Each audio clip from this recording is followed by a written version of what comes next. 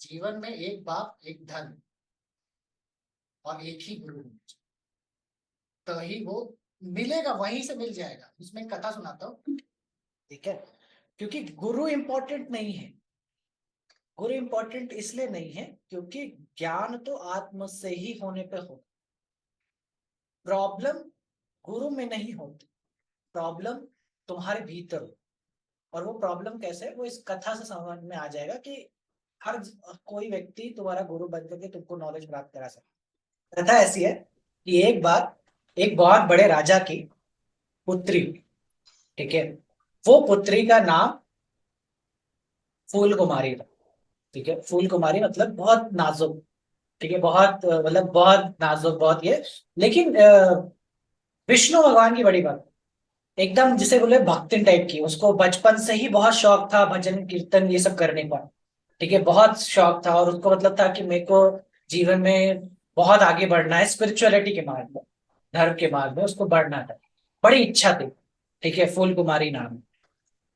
तो राजा राजा ने क्या किया, राजा ने घोषणा कराई कि मतलब जो भी इस पूरे राज्य में सबसे विलक्षण गुरु हो वो मतलब आए, उसको न्योता, उसका आमंत्रण है, ये वो सारी चीजें। एंड राजा वॉज के हम राजा का टेस्ट लेंगे and then we will assign that guru to our daughter. बहुत सारे लोग आए, ठीक है, बहुत सारे लोग आए, बहुत सारे राजा ने स्क्रूटिनाइज किया, लेकिन राजा को समझ में नहीं आया कि नहीं नहीं तुम सही नहीं हो, या तुम बहुत बेकार हो, या समथिंग लाइक दैट। उन्होंने चीजें हटाई। एक चोर था, एक चोर था। उसको जब ये बात मालूम चली ना कि अच्छा, जो फूल कुमारी है वो कहीं ना कहीं किसी को ढूंढ रही है, किसी गुरु को ढूंढ रही है, तो उसने क्या किया, उसने गुरु का वेश बनाया, ठीक है, पूरा साधु वाला वेश बनाया। राज्य में नहीं गया, बोले कि राज्य के सामने जाएंगे तो फंबल कर जाएंगे, पकड़ा जाएंगे, वही चोर लोग को समझ जाते हैं लोग। तो उसने कहा कि नहीं नहीं, मैं क्या करता हूँ कि जहां उनका महल है उसके जस्ट पीछे है जो जंगल है ना, वहां पे बैठूंगा, और बैठूंगा, और मुझे मालूम कि इसकी दासियां जो है यहीं से फूल लेने आती है, वहीं बैठूंगा और घोर तपस्या करूंगा। ठीक है, तो उसने क्या किया कि वहीं बैठ गया, और पूरा एक टांग अपने इधर निकाल ली इधर से, और पूरा आसन लगा करके बैठा हुआ है। तो जो उसकी जो मित्र थी, दासियां थी, वो गई, वो देखी, उनको लगा बाप रे ये तो बहुत सिद्ध महापुरुष है ना, ये तो वो है। वो सब आई, वो बताई कि फुलकुमारी जी ऐसा ऐसा एक साधु होता है। उनको भी लगे कि यार हाँ, सही बात है, कोई मेरे मतलब गुरु तो वही होगा ना कि जो किसी भी प्रलोभन में ना पड़े, वो क्यों आएंगे, उनको लगा कि क्यों आएंगे वो यहाँ दरबार में अपना प्रदर्शन करने, जितने भी आए वो गुरु थोड़ी ना। तो उसको बात जमी, तो वो गई, वो अपने महल से निकल करके उस चोर के पास गई, ठीक है। अब वो चोर के पास गई, तो वो बोले कि हाँ बिटिया, तुम, मुझे मालूम है कि तुम बहुत भक्तिन हो, तुम बहुत पूजा पाठ करते हो, मुझे सब दिख रहा है तुम्हारा, तुम गुरु की तलाश में हो, तुम चिंता मत करो, मैं आ गया हूँ, ठीक है। अब वो फूल कुमारी तो एकदम मतलब कि बाबा जी आप तो सब जान लिए मेरे बारे में, आपको तो सब मालूम है। बोले हाँ बेटा हमको सब मालूम है, तुम चिंता मत करो, तुम्हें भगवान के दर्शन मैं कराऊंगा, तुम चिंता मत करो, ठीक है। तो अब फूल कुमारी का पूरा भरोसा हो गया कि बस यही है मेरे गुरु, अब तो मैं को है।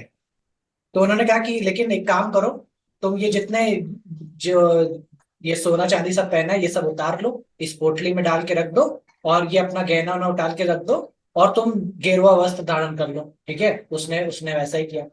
तो उसने कहा कि देखो, ये जो मैं साधना तुमको बताने जा रहा हूँ, ये पेड़ लिप्टो साधना है, और इसमें साधना में तुम्हें बिल्कुल फोकस नहीं होना है, और जब तक नारायण ना मिल जाए तब तक, और जब तक मैं ना बोलूं तब तक इसको तुम रोकना नहीं, इसको इससे बाहर नहीं आना, ठीक है। तो उसने बेचारी ने सारा अपना गहना निकाल करके रखा, और वो जा करके उस पेड़ को लिपट गई गेरुआ वस्त्र पहन करके। और उन्होंने बोला कि तुम ये मंत्र का जप करो, बोलो हरि नारायण, ठीक है। तो वो उसने बोला कि पेड़ को लिपट गए, और वो आंख बंद करके हरि नारायण बोले कि जब तक मैं ना बोलूं तब तक तुम हिलना नहीं यहाँ से, ठीक है, जब तक ना मैं बोलूं। तो बोले अच्छा। जब उसने देख लिया कि वो अभी लगी हुई है हरि नारायण, तो उसने पोटली उठाई, बांधा, और चल लिया, ठीक है। अब चला तो गया, वक्त बीत गया, पूरा दिन बीत गया, ठीक है। सब सुबह फूल वूल लेने गए थे तब से था, पूरी रात हो गई। अब इधर राजा ढूंढे कि भाई कहाँ गई कहाँ गई। तो पता लगाया कि मतलब राजा बोले कि वो तो उधर सन्यासी बाबा के मिलने गई थी ये वो। अच्छा, इधर से जंगल में जब आवाज आई हरि नारायण की, तो नारायण भगवान ऊपर से जा रहे थे। तो उन्होंने देखा कि ये कौन है बेचारी, क्या कर रही है ये। तो वो नीचे उतरे, देखे कि तो उन्होंने बोला कि पुत्री तुम क्या कर रही हो। वो बोले कि वो हाथ ही से ऐसे कि बस मुझे वो डिस्टर्ब मत करो अभी, मैं हरि नारायण में भक्त कर रही हूँ। तो नारायण जी ने जब उसको देखा, समझा, तो उन्होंने बोला कि अच्छा है, तो बड़ा प्रॉब्लम है, बेचारी फंस गई है, कैसे करे इसको सॉल्व करे। तो उसने बोला कि पुत्री रुक जाओ, ये करने का कोई जरूरत नहीं है, तुम्हारा ये जो गुरुतन है सब चोर था, ढोंगी, वो तुमको फंसा के चला गया, तुम्हारा सारा गहरा लेकर के चला गया। उसने बोला कि नहीं, मेरे को जब तक नारायण के दर्शन नहीं हो जाएंगे मैं तब तक नहीं रुकूंगी, भगवान मेरे गुरु जी ने ऐसा ही आदेश दिया। वो लिपट के हरि नारायण हरि नारायण हरि नारायण कर रही है। अब नारद जी परेशान, नारद जी बोले बताओ, छोटी सी बच्ची है ना, और इतना उसको फंसा के चला गया। तो नारद जी गए विष्णु भगवान के पास। विष्णु भगवान बताया कि विष्णु भगवान ऐसा ऐसा सिचुएशन हो गया है कि वो तो अब बोल रही कि बिना आपके दर्शन के अब तो वो छोड़ेगी नहीं। ठीक है। तो ना विष्णु भगवान कहे कि अच्छा, बोले कितनी उम्र है, बोले 16 साल की उम्र है, तो बड़ी छोटी बच्ची है, चलो एक काम करते चलो देखते आते हैं। तो वो गए, विष्णु भगवान पहुंचे, उसको बोले कि पुत्री मैं आ गया हूँ, मैं अब तुम ये अपना तपस्या रोक सकते हो, मैं तुम्हारे सामने प्रकट हो गया, तुमसे प्रसन्न हो गया हूँ। तो फिर वो बोली पुत्री कि नहीं नहीं, मैं गुरु जी ने बोला नहीं है कि जब तक ये पूरा नहीं हो, जब तक वो नहीं बोलेंगे तब तक मैं नहीं रुकेंगी।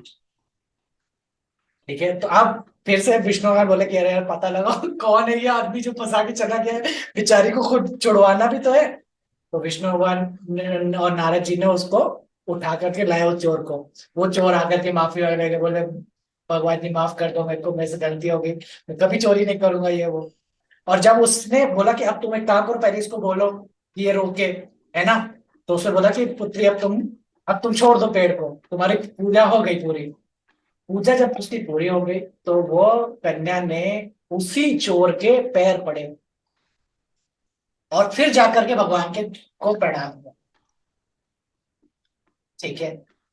तो जब वो चोर को पैर पड़े तो नारद जी ने बोला कि ये चोर है, तुम्हें इसके पैर नहीं पड़ने हैं, ये गुरु नहीं है। तो बोले कि गुरु हो या ना हो, ये चोर ही हो, लेकिन भगवान के दर्शन तो कराई दिए ना, तुम्हें तो मिलवाई दिया ना, उससे क्या फर्क पड़ता है कि वो सामने वाला व्यक्ति क्या उसका वो करता है।